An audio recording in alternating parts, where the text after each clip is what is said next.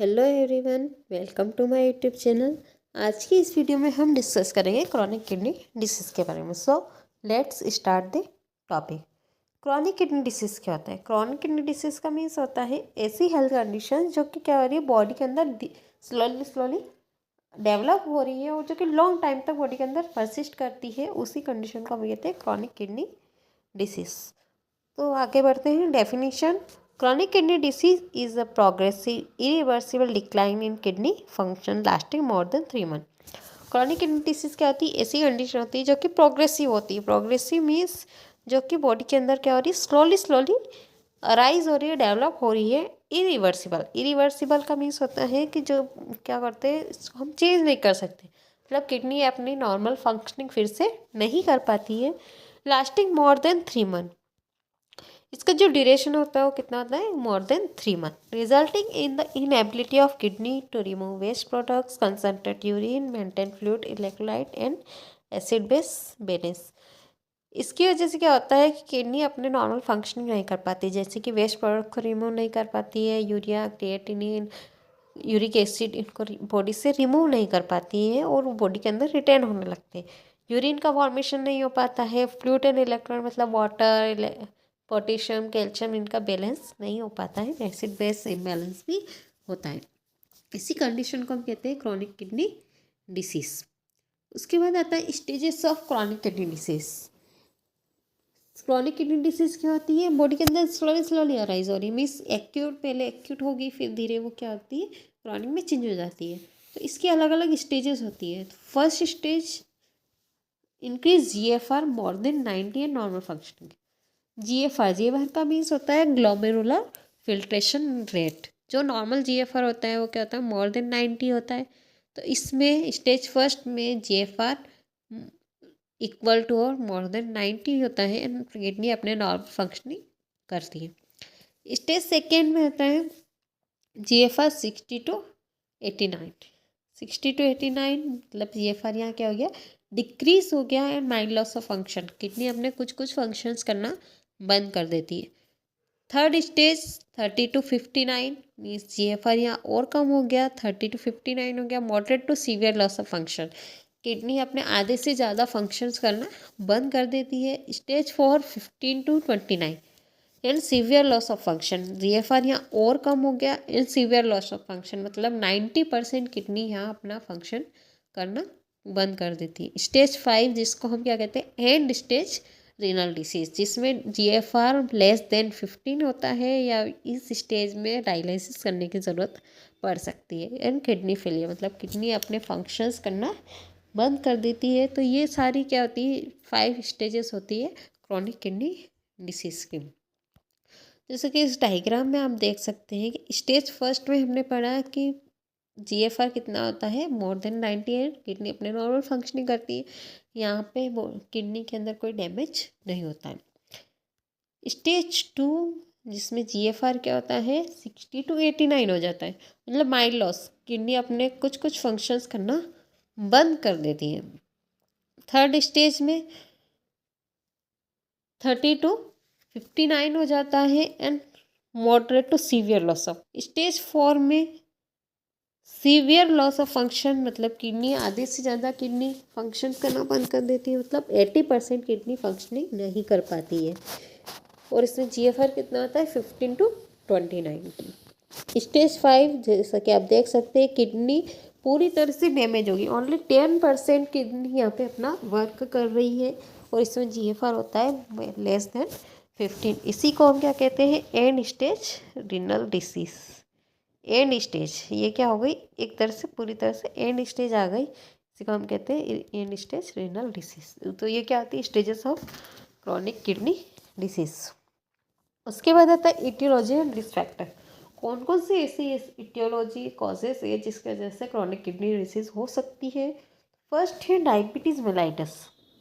Diabetes mellitus में क्या होता है कि ब्लड में शुगर लेवल हाई हो जाता है। शुगर लेवल हाई होने की वजह से वो क्या करता है? किडनी की जो छोटी छोटी ब्लड वेसल्स है उनको डैमेज करता है। डैमेज होने की वजह से किडनी अपना प्रॉपर फंक्शनिंग नहीं कर पाती है, प्रॉपर ब्लड फ्लो नहीं होता है, तो क्रॉनिक किडनी डिसीज हो सकती है। उसके बाद आता है हाइपरटेंशन।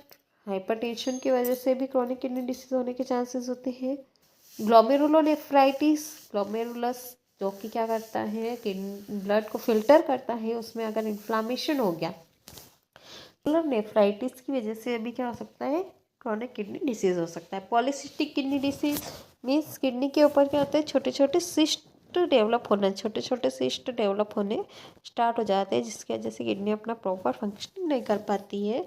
तो उसकी वजह से भी क्या होता है, सीकेडी हो सकता है। Recurrent UTI, urinary tract infection होने की वजह से भी क्रॉनिक किडनी डिसीज होने के चांसेस होते हैं। प्रोलॉन्ग नेफ्रोटॉक्सिक ड्रग्स यूज़, अगर कंटिन्यूस लॉन्ग टाइम तक कोई ड्रग्स का यूज़ कर रहा है, मेडिसिन ले रहा है, तो उसकी वजह से भी किडनी डैमेज हो सकती है। स्मोकिंग की वजह से हो सकता है, क्योंकि स्मोकिंग की क्या होता है, कैंसरियस होता है, कैंसर वो क्या करता है, ब्लड वेसल्स को ब्लॉकेज कर सकता है, तो उसकी वजह से भी किडनी डिसीज हो सकती है। कार्डियोवास्कुलर डिसीज, हार्ट प्रॉब्लम से किसी को, तो उसकी वजह से भी क्रॉनिक किडनी डिसीज हो सकती है। एजिंग मतलब जैसे जैसे एज बढ़ती है तो जो किडनी बॉडी के ऑर्गन्स है वो वीक होना स्टार्ट हो जाते हैं, तो उनमें भी क्रॉनिक किडनी डिसीज होने के चांसेस होते हैं। उसके बाद आता है pathophysiology, due to etiological factors. First हमने अभी पढ़ा है कि इटियोलॉजिकल फैक्टर्स की वजह से, मतलब जैसे डायबिटीज़ है, हाइपरटेंशन है, इनकी वजह से क्या होता है, लॉस ऑफ नेफ्रॉन्स। नेफ्रॉन्स क्या होते हैं, किडनी की फंक्शनल यूनिट होते हैं, जो किडनी में मिलियंस में प्रेजेंट होते हैं, फंक्शनल यूनिट होती है, वो क्या करती है, लॉस होना स्टार्ट हो जाती है। मतलब मेन यूरिन का फॉर्मेशन करना, इलेक्ट्रोलाइट बैलेंस करना, ये सब किसका फंक्शन होता है, नेफ्रॉन्स का। और नेफ्रॉन्स ही अपना काम करना बंद कर देंगे तो क्या होता है, जीएफआर डिक्रीज होता है, ग्लोमेरुलर फिल्ट्रेशन रेट कम हो जाती है, मतलब kidney filterless blood, kidney less blood filter करना शुरू कर देती है। वेस्ट रिटेंशन, अगर प्रॉपरली ब्लड फिल्टर नहीं हो पाएगा, यूरिन का फॉर्मेशन नहीं होगा, तो बॉडी के अंदर वेस्ट प्रोडक्ट्स इंक्रीज होना स्टार्ट हो जाते हैं, जैसे कि blood urea nitrogen, creatinine body के अंदर हाई लेवल हो जाएगा। फ्लूइड ओवरलोड, एडिमाइन हाइपरटेंशन, यूरिन का फॉर्मेशन नहीं हो रहा है, मतलब बॉडी के अंदर वाटर का लेवल बढ़ जाता है, फ्लूइड ओवरलोड हो जाता है। अब वाटर का लेवल बॉडी के अंदर बढ़ा तो वो वाटर कहाँ डिपॉजिट होना स्टार्ट हो जाता है, रिटेन होना जाता है टिश्यूज़ के अंदर, तो बॉडी के अंदर एडिमा भी हो सकता है, बॉडी में स्वेलिंग हो सकती है, एंड हाइपरटेंशन भी हो सकता है। फ्लूइड ओवरलोड हुआ, उसके वजह से क्या होगा, इलेक्ट्रोलाइट इम्बेलेंस हुआ, सोडियम पोटेशियम इनका इम्बेलेंस हो सकता है। Metabolic acidosis, uric acid, creatinine, इनका सिक्रीशन, वेस्ट प्रोडक्ट्स का रिमूवल नहीं हो रहा है बॉडी से, तो मेटाबॉलिक एसिडोसिस भी हो सकता है। रिमेनिंग नेफ्रॉन्स हाइपरट्रोफी, अब कुछ नेफ्रॉन्स डैमेज हुए तो उसकी वजह से क्या होता है, जो रिमेनिंग नेफ्रॉन्स है वो और ज़्यादा फंक्शनिंग करना शुरू कर देते हैं। ज़्यादा ओवरलोड होने की वजह से, ज़्यादा वर्कलोड होने की वजह से वो नेफ्रॉन्स भी धीरे धीरे डैमेज हो जाते हैं। Further damage due to overwork, मतलब वो भी क्या हो जाते हैं, डैमेज हो जाते हैं, मतलब इस तरह से किडनी के जितने भी नेफ्रॉन्स हैं वो सारे डैमेज हो जाते हैं, अपने फंक्शनिंग करना बंद कर देते हैं। डिक्रीज एरिथ्रोपोइटिन, एरिथ्रोपोइटिन एक तरह का हार्मोन होता है जो कि रेड ब्लड सेल्स को फॉर्मेशन में हेल्प करता है, वो भी किडनी से सिक्रीशन होना बंद हो जाता है, जिसकी वजह से क्या होता है, एनीमिया हो सकता है। Decrease vitamin D activation, vitamin D का एक्टिवेशन होता है किडनी के अंदर, विटामिन डी के फॉर्मेशन में भी हेल्पफुल होती है किडनी, तो वो भी डिक्रीज हो जाता है। And at last and stage renal disease, मतलब स्टेज 5 जो कि हमने पढ़ा था कि जीएफआर यहाँ पे क्या होता है, लेस देन 15 हो जाता है, मतलब किडनी अपने सारे फंक्शंस करना बंद कर देती है, और एट लास्ट किडनी को प्रॉपर फंक्शनिंग के लिए हमें किसकी ज़रूरत पड़ती है, या तो डायलिसिस की या किडनी ट्रांसप्लांटेशन की, मतलब किसी और डोनर से हमें किडनी क्या करती है, डोनेट करनी पड़ती है, किडनी को रिमूव करना पड़ता है। तो ये क्या हो गई पैथोफिजियोलॉजी। उसके बाद आता है क्लिनिकल मैनिफेस्टेशन। क्या क्या क्लिनिकल मैनिफेस्टेशन होते हैं, तो क्लिनिकल मैनिफेस्टेशन 2 स्टेजेस में डिवाइड है, एक तो early stage and advance stage, क्योंकि ये डिसीज़ क्या होती है, स्लोली प्रोग्रेस हो रही है, तो स्टार्टिंग में एसिम्टोमेटिक होती है, मतलब कोई सिम्टम्स हमें शो नहीं होते हैं, फिर भी कुछ सिम्टम्स जैसे कि फटीग हो सकता है, थकान महसूस होने लगती है। पॉलीयूरिया और नॉक्चूरिया मतलब यूरिन की फ्रिक्वेंसी बढ़ जाती है, यूरिन का प्रोडक्शन ज़्यादा होना शुरू हो जाता है। एंड माइल्ड हाइपरटेंशन होने के भी चांसेस होते हैं। एडवांस स्टेज मतलब जब कंडीशन क्या हो जाती है, क्रॉनिक में चेंज हो जाती है। स्टार्टिंग में क्या होगा, ये एसिम्टोमेटिक, जैसे जैसे ये क्या होती है वर्स कंडीशन में चेंज होती है तो क्या क्या सिम्टम्स होते हैं, oedema, feet, ankle and face. अभी हमने पढ़ा कि वाटर का रिटेंशन होना शुरू हो जाता है बॉडी के अंदर, क्योंकि यूरिन का फॉर्मेशन नहीं हो रहा है, वाटर इम्बैलेंस हो रहा है, तो वो वाटर का अंदर टिश्यूज़ के अंदर डेवलप रिटेन होता है, तो जिसकी वजह से क्या होता है, एडिमा भी हो सकता है। ओलिगोयूरिया एंड एनीरिया मतलब किडनी प्रॉपर फंक्शन नहीं कर रही, मतलब यूरिन का फॉर्मेशन नहीं हो रहा है, मतलब decrease urination. Nausea, vomiting, anorexia, nausea हो सकता है, वॉमिटिंग होने के चांसेस होते हैं। एनोरेक्सिया मतलब लॉस ऑफ एपेटाइट, बॉडी के अंदर ऑलरेडी इतना वाटर रिटेन हो चुका है, एडिमा हो रहा है, तो लॉस ऑफ एपेटाइट भी हो सकता है। मसल क्रैम्प्स मतलब मसल्स का जो वेस्ट प्रोडक्ट्स है जैसे कि क्रिएटिनिन है, यूरिक एसिड है, ये सारे वेस्ट प्रोडक्ट्स बॉडी से रिमूव नहीं होते हैं तो मसल क्रैम्प्स भी हो सकते हैं। Confusion and irritability, mood swings भी हो सकते हैं, मूड में चेंजेस होंगे। Shortness of breath, fluid overload होगा, ऑब्स्ट्रक्शन होगा, तो उसके वजह से ब्रीथिंग डिफिकल्टी भी होगी। Itching and itching, uremic pruritus means body के अंदर वेस्ट प्रोडक्ट्स का रिटेंशन हो रहा है, तो वेस्ट प्रोडक्ट रिटेन होने की वजह से टॉक्सिन्स क्रिएट होंगे, जिसकी वजह से अब बॉडी में इचिंग भी हो सकती है। तो ये क्या होगा, क्लिनिकल मैनिफेस्टेशन। उसके बाद आते हैं डायग्नोस्टिक रिलेशंस। क्या क्या ऐसे डायग्नोस्टिक रिलेशंस है जो हम पता कर सकते हैं कि क्रॉनिक किडनी डिसीज हो रही है, क्या क्या एबनॉर्मलिटीज़ हो रही है। सीरम क्रिएटिनिन एंड म्यूएन मतलब ब्लड यूरिया नाइट्रोजन। बॉडी के अंदर क्या होगा कि सीरम क्रिएटिनिन हम चेक करवाएंगे तो क्रिएटिनिन और ब्लड यूरिया नाइट्रोजन इंक्रीज्ड होगा, तो इससे हम पता कर सकते हैं कि क्रॉनिक किडनी डिसीज हुई है। एस्टिमेटेड जीएफआर मतलब जीएफआर वैल्यू चेक करेंगे तो यहाँ पे जीएफआर क्या होता है, लेस देन 15 हो जाता है।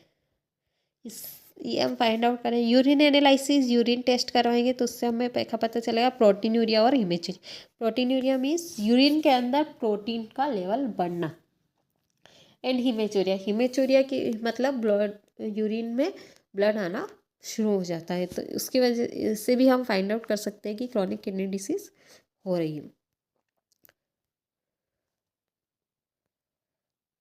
रीनल अल्ट्रासाउंड, अल्ट्रासाउंड करवाएंगे, यूएसजी करवाएंगे, जिससे हम पता कर सकते हैं कि किडनी की साइज़ कितनी है, कहाँ किस एरिया में ऑब्स्ट्रक्शन हो रहा है, जिससे हम फाउंड आउट कर सकते हैं कि उस की क्रॉनिक किडनी डिसीज़ किस वजह से हो रही है। सीटी एमआरआई करवाएंगे, मतलब में भी कोई कंजेनाइटल एब्नॉर्मलिटीज़ हो सकती है, बर्थ से ही कोई किडनी में कोई प्रॉब्लम है तो वो भी हम पता कर सकते हैं।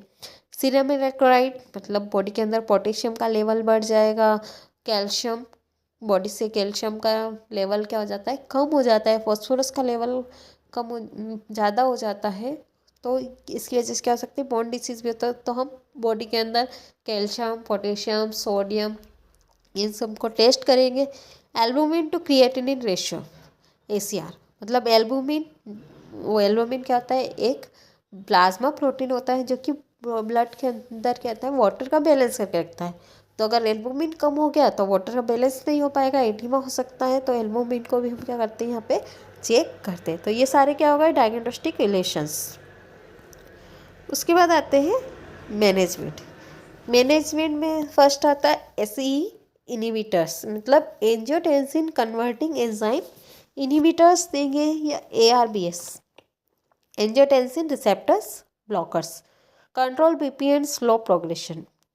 ऐसे इनिबिटर्स क्या करते हैं, एंजियोटेंसिन फर्स्ट को एंजियोटेंसिन सेकेंड में चेंज करते हैं। एंजियोटेंसिन सेकेंड में चेंज होने से क्या होता है कि वो क्या करता है, वेसो कॉन्स्ट्रिक्शन करता है। वेसो कॉन्स्ट्रिक्शन की वजह से क्या होता है कि वो ब्लड प्रेशर बढ़ा देता है, हाइपरटेंशन की कंडीशन हो जाती है, तो ऐसे इनिबिटर्स देंगे। ऐसे इनिबिटर से क्या होगा, एंजियोटेंसिन फर्स्ट है वो एंजियोटेंसिन सेकेंड में कन्वर्ट नहीं हो पाएगा, और नहीं होगा एंजियोटेंसिन सेकेंड में कन्वर्ट, तो वहाँ क्या होता है फिर वेसोडाइलेशन होगा, और वेसोडाइलेशन की वजह से बीपी क्या होता है कंट्रोल में हो जाता है। Diuretics manage fluid overload. Diuretics देंगे ताकि यूरिनेशन इंक्रीज हो सके, यूरिनेशन की फ्रिक्वेंसी इंक्रीज हो सके, तो उससे क्या होगा बॉडी के अंदर जितना भी वाटर रिटेंशन हो रहा है वो बॉडी से रिमूव हो जाए। Erythropoiesis stimulating agent. Erythropoiesis means RBC formation की जो प्रोसेस है उसको क्या कहते हैं इरिथ्रोपोइसिस। तो इरिथ्रोपोइटिन हार्मोन को सीक्रेट होने में ये हेल्प करता है, जिससे आप क्या कर सकते हैं एनीमिया को ट्रीट कर सकते हैं। Phosphate binders hyperphosphatemia treat. Body के अंदर फॉस्फेट का लेवल बढ़ रहा है जिसकी वजह से बोन डिसीज हो सकती है, तो फॉस्फेट बाइंडर्स देंगे जिसकी वजह से क्या होगा बॉडी के अंदर जो भी फॉस्फेट है वो ब्लड में ना जाके उन फॉस्फेट बाइंडर से अटैच हो जाता है, और इसकी वजह से क्या होता है बोन डिसीज, जो कि फॉस्फोरस क्या होता है बोन्स के लिए ज़रूरी है, तो वो क्या करता है फॉस्फेट को ब्लड से कम करता है। Vitamin D analogues manage hypocalcaemia. Body के अंदर क्या हो रहा है कैल्शियम का लेवल कम हो रहा है, विटामिन डी एक्टिवेशन कम हो रहा है, तो विटामिन डी एनालॉग्स भी देंगे। सोडियम बाइकार्बोनेट मेटाबॉलिक एसिडोसिस हो रहा है तो उसके लिए हम क्या देंगे सोडियम बाइकार्बोनेट। Insulin adjustment. अगर कोई डायबिटिक पेशेंट है जिसकी वजह से सीकेडी हो रहा है तो उस पेशेंट्स में हम इंसुलिन टाइम टू टाइम देंगे ताकि हम क्या कर सके शुगर लेवल को कंट्रोल कर सके, और जिसकी वजह से हम क्या करते हैं सीकेडी को प्रिवेंट कर सकते हैं। उसके बाद है रीनल रिप्लेसमेंट। हमने पढ़ा कि सीकेडी आता है एंड स्टेज रीनल डिसीज होती है, मतलब ये क्यूरेबल नहीं होती है, तो हम क्या करते हैं इसकी कुछ रिप्लेसमेंट थेरेपीज होती है जिसके थ्रू हम क्या करते हैं पेशेंट सर्वाइव कर सकते हैं, जैसे कि हीमोडायलिसिस हो गया, peritoneal dialysis, kidney transplantation. Dialysis के थ्रू मतलब वो क्या करते हैं एक मशीन होती है जिसके थ्रू बॉडी से जितना भी वेस्ट है उस मशीन के थ्रू बॉडी से रिमूव कर देते हैं और ब्लड को फिल्टर करता है। डायलिसिस क्या होता है एक आर्टिफिशियल किडनी होती है, तो उसके थ्रू भी हम क्या कर सकते हैं किडनी को नॉर्मल फंक्शनिंग करवा सकते हैं, और वो टाइम टू टाइम करवानी पड़ती है तभी एक पेशेंट सर्वाइव कर सकता है। किडनी ट्रांसप्लांटेशन मतलब किसी हेल्दी डोनर से किडनी लेकर जो पेशेंट के डैमेज किडनी है उसको निकाल दिया जाता है, और उस तरह से किडनी ट्रांसप्लांटेशन के थ्रू भी पेशेंट सर्वाइव कर सकता है। तो ये कुछ सर्जिकल मेथड्स होती हैं। उसके बाद आते हैं क्या कॉम्प्लिकेशंस, क्या क्या कॉम्प्लिकेशंस हो सकते हैं अगर हम सीकेडी को टाइम से ट्रीट नहीं करेंगे। हाइपरकेलीमिया हो सकता है, मतलब बॉडी के अंदर पोटेशियम का लेवल क्या हो जाता है बढ़ जाता है, जो कि लाइफ थ्रेटनिंग होता है, में भी पेशेंट की डेथ भी हो सकती है। मेटाबॉलिक एसिडोसिस, बॉडी के अंदर एसिड का लेवल बढ़ जाता है। पल्मोनरी एडिमा मीन्स वाटर का रिटेंशन हो रहा है, तो लंग्स के अंदर भी वाटर का रिटेंशन होगा। हार्ट फेलियर हो सकता है। एनीमिया, एरिथ्रोपोएटिन हार्मोन का फॉर्मेशन नहीं होगा तो एनीमिया हो सकता है। बोन डिसीज, कैल्शियम का लेवल कम हो रहा है तो बोन डिसीज होने के भी चांसेस होते हैं। तो ये कॉम्प्लिकेशन से जो किसकी वजह से हो सकते हैं सीकेडी की वजह से हो सकते हैं। उसके बाद आता है नर्सिंग मैनेजमेंट। क्या क्या नर्सिंग केयर हम दे सकते हैं। Monitor intake output and deliver. Intake output क्यों ज़रूरी है, क्योंकि हम कितना वाटर इनटेक कर रहे हैं, कितना यूरिन का फॉर्मेशन हो रहा है, तो इससे हम पता कर सकते हैं कि किडनी प्रॉपरली फंक्शन नहीं कर रहे, मतलब वाटर इनटेक ज़्यादा है और आउटपुट कम है, मतलब किडनी का फंक्शन क्या हो गया एबनॉर्मल हो गया। डेली वेट चेक करेंगे। असेस फॉर फ्लूइड ओवरलोड को असेस करेंगे। कैसे असेस करेंगे में भी हम क्या कर सकते हैं चेक कर सकते हैं कि कौन कौन से एरिया में एडिमा हो रहा है, क्रैकल्स हो रहे हैं, साउंड आ रहा है, डिस्निया हो रहा है, मतलब ब्रीथिंग डिफिकल्टी हो रही है। Educate patient on avoiding high potassium. Body के अंदर क्या हो रहा है हाइपरकेलीमिया, मतलब पोटेशियम का लेवल ज़्यादा हो रहा है तो हम अवॉइड करेंगे पोटेशियम डाइट को, जैसे कि बनाना, ऑरेंजेस, पोटैटो, इनमें क्या होता है पोटेशियम का लेवल ज़्यादा होता है। इनको हम पेशेंट को एजुकेट करेंगे कि वो क्या करें, इनको अवॉइड करें। Monitor vital science specially BP. Hypertension की वजह से भी सीकेडी हो रहा है तो हम क्या करते हैं time to time 2 hourly 4 hourly vital signs को मॉनिटर करेंगे। वाइटल साइंस कौन कौन सा होते हैं temperature, pulse, respiration and blood pressure. तो स्पेशली ब्लड प्रेशर को मॉनिटर करना यहाँ ज़्यादा ज़रूरी होता है। Provide emotional support for chronic illness stress. Chronic illness है तो इसकी वजह से पेशेंट को क्या हो सकता है, डिप्रेशन हो सकता है, स्ट्रेस हो सकता है, तो हम पेशेंट को इमोशनल सपोर्ट भी दे सकते हैं। लो सोडियम पोटेशियम फॉस्फोरेट, बॉडी के अंदर क्या हो रहा है, इलेक्ट्रोलाइट्स का लेवल बढ़ रहा है, तो हम उनको क्या करेंगे, एजुकेट करेंगे ताकि वो क्या करें, low sodium potassium and phosphorus diet को लें। Adequate calories to prevent muscle wasting, muscles cramps होंगे तो हम प्रॉपर डाइट लेंगे।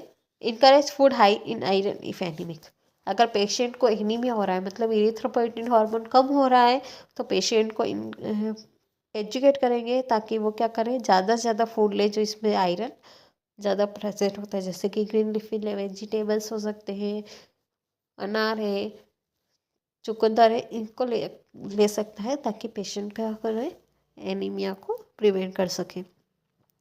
आई होप आपको ये वीडियो समझ में आया होगा। अगर वीडियो अच्छा लगा हो तो चैनल को लाइक शेयर और सब्सक्राइब जरूर किए। Thank you so much.